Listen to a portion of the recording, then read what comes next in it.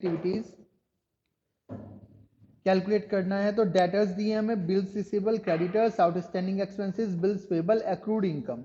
इसके अलावा दिया गया है operating profit before working capital changes. और ये सारी की सारी चीजें जो दी गई हैं करंट असेट्स या करंट लायबिलिटीज हैं। तो हमें करना क्या है यहाँ पे, operating profit before working capital changes के बाद हमें cash from operating activities calculate करना है। तो हमें ध्यान करना पड़ेगा, हमने जो परफॉर्मा कैश फ्लो का पढ़ा था उसमें क्या क्या चीजें होती है करंट एसेट्स और करंट लायबिलिटीज के लिए। जितनी भी करंट एसेट्स होती हैं यदि वो डिक्रीज हुई हैं तो ऐड होती हैं, यदि करंट एसेट्स इंक्रीज हुई हैं तो लेस होती हैं। इसी तरह increase in current liability add होता है और decrease in current liability less होता है। इतना करने के बाद हम क्या कैलकुलेट कर सकते हैं, cash from operating activities. Performer learn करना सबसे ज्यादा जरूरी है कैश फ्लो का as per AS3 accounting standard 3। यदि किसी ने भी परफॉर्मर बना के नहीं देखा, एक दो बार प्रैक्टिस नहीं करी है तो क्वेश्चन करने में प्रॉब्लम्स होंगी। ठीक है, आइए दिया हुआ है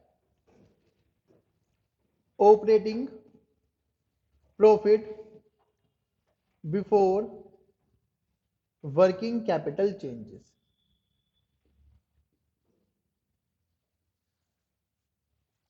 $1,30,000। दो बातें आपको यहां पे ध्यान रखनी है, एड लेस। एड में आएगा increase in current liabilities, less में आएगा, सॉरी एड में ही आएगी दूसरी चीज, decrease in current assets. Less में लिखेंगे आप डिक्रीज इन करंट लायबिलिटीज और इंक्रीज इन करंट एसेट्स। बस अब आपको ये चीज पहचानिए कि इनमें से करंट एसेट्स कौन सी और करंट लायबिलिटीज। सबसे पहले डेटर्स दिए हुए हैं। डेटर्स करंट एसेट्स होते हैं, आपको सबको पता है। 17 में ये 50,000 के थे और 18 में ये 40 के हो गए। 50 से 40 के हो गए तो 10,000 क्या हो गए, डिक्रीज हो गए। क्या हो गए, डिक्रीज। तो डिक्रीज इन करंट एसेट्स 10,000। ठीक है, फिर इसके बाद बिल्स रिसीवेबल दिए हुए हैं। 17 में 10,000 के थे और 18 में 12,500 हो गए तो 2,500 क्या हो गए, इंक्रीज हो गए। ये भी करंट एसेट्स होते हैं। इसके बाद क्रेडिटर्स दिए हुए हैं। 17 के थे और 17 में 25 के थे और 18 में 20,000 के हो गए। 5,000 क्या हो गए, डिक्रीज हो गए। जहां पे भी हो रहा है बस वहां पे लिख दीजिए। फिर आउटस्टैंडिंग एक्सपेंसेस 800 के थे और 1,000 हो गए। करंट लायबिलिटी होती है, करंट लायबिलिटी इंक्रीज हो गई 200 से।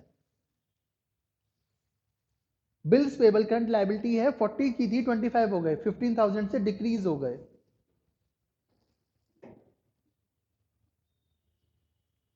एक्रूड इनकम 6,000 की थी, 6,000 से 7,000 हो गई। करंट एसेट्स है हमारी, 1,000 इंक्रीज हो गई। 200 plus 10,000 plus 20,000 minus 3,500 minus, calculate कर देंगे क्या आ जाएगा हमारा, कैश फ्रॉम ऑपरेटिंग एक्टिविटीज कितना आ गया,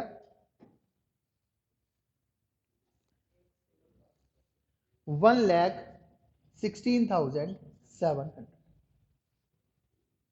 दैट्स इट। इस तरह से कैलकुलेट कर सकते हैं। फिर इसी के साथ देखते हैं next question. Question number 7। Question number 7, calculate cash from operating activities. और दिया हुआ है प्रॉफिट्स जो हुए हैं मेड ड्यूरिंग द ईयर 2,50,000 है।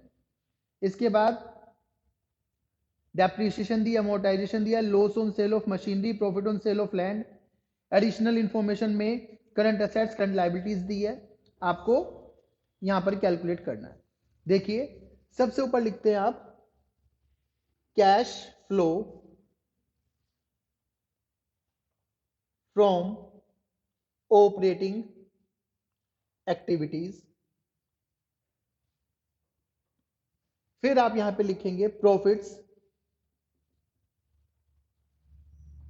बिफोर टैक्स, इसके बाद लिखेंगे adjustments for non cash and non operating items, उसमें कुछ चीजें होंगी ऐड करने वाली और कुछ चीजें होंगी लेस करने वाली। इसके बाद आएगा आपका operating profit before working capital changes, उसमें आप फिर करंट असेट्स और करंट लायबिलिटीज का ट्रीटमेंट करेंगे, कुछ ऐड होंगी कुछ लेस। उसके बाद सबसे लास्ट में आएगा cash from operating activities. Pause करो। Profits made during the year दिए हुए 2,50,000, तो सबसे पहले 2,50,000 ठीक है। देखिए यहां पे हम दो कॉलम बना सकते हैं अमाउंट के, एक इनर साइड एक आउटर साइड, ठीक है। तो डिपेंड करता है कि आप 2,50,000 को कहां पे लिख रहे हैं। ओके, आपने कहा मैं 2,50,000 को यहां पे लिखना चाहता हूं, नो प्रॉब्लम, हर तरीके से आंसर आ जाएगा। ठीक, एक ये वाला कॉलम और एक ये वाला कॉलम। ओके, नाउ इसके बाद दिया हुआ depreciation on fix assets. Fix assets पर डेप्रीशिएशन एक नॉन कैश आइटम है, नॉन कैश एक्सपेंस है, इससे प्रॉफिट माइनस जो कर रखे हैं उसमें कैश तो गया ही नहीं, तो इनको वापस क्या कर देना है प्लस। इस प्रॉफिट में से माइनस कर रखी है डेप्रीशिएशन, तो वापस क्या करनी पड़ेगी प्लस। कितनी है 10,000।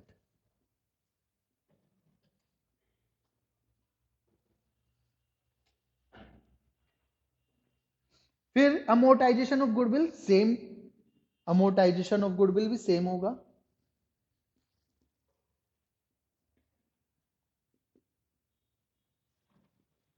इंटेंजिबल एसेट्स पर अमोर्टाइजेशन होता है, आपको पता है, ऐड हो जाएगा। Loss on sale of machinery, जब मशीनरी बेची थी उस पर लॉस हुआ था, वो लॉस हमने प्रॉफिट्स में से माइनस कर दिया, उसकी प्रॉफिट्स, उसकी वजह से प्रॉफिट्स क्या हो गए कम हो गए, तो अब हमें दोबारा से क्या कर देना उन्हें प्लस।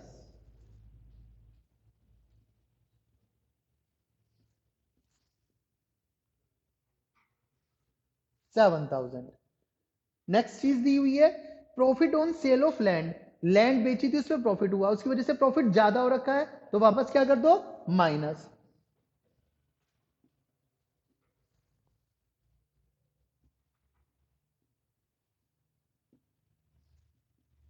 $3,000। ये ध्यान रखना साथ साथ ब्रैकेट लगाते चलो, माइनस आइटम है तो, अदरवाइज बाद में क्या हो जाएगी आपको प्रॉब्लम हो जाएगी। अब क्या आ जाएगा आपका operating profit before working capital changes, कितना हो गया 260, 272 और ये हो गया 269। अब ट्रेड रिसेबल्स करंट एसेट्स होती हैं, ट्रेड रिसेबल्स 23 से 22 हो गई। अब यहां पर ध्यान देने वाली बात है, मैंने भी गलत पढ़ा अभी, ईयर देख लेंगे पहले, पहले दिया हुआ 2018 और फिर दिया हुआ 2017, तो असली में क्या हुआ 22 से 23 हो गई, 1,000 की क्या हो गई इंक्रीज हो गई। ठीक है, इंक्रीज इन करंट एसेट्स 1,000।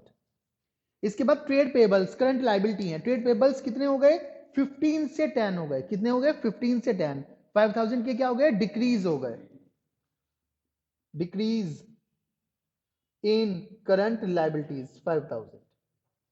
इसके बाद दिया प्रीपेड एक्सपेंसेस 6 से 4 हो गए, प्रीपेड एक्सपेंस क्या होते हैं करंट एसेट्स होते हैं, क्या होते हैं करंट एसेट्स, 2,000 के डिक्रीज हो गए, decrease in current assets.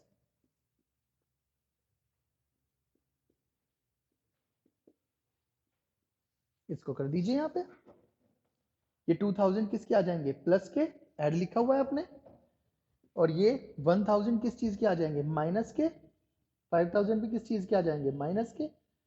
Sign का ध्यान रखिएगा, टैक्स यहाँ पे है नहीं तो हमने एक कॉलम को लिखा भी नहीं है हेडिंग को, और इसको क्या कर दीजिए, सोल्व कर दीजिए। देखिए कितना आ गया, 2,65,000।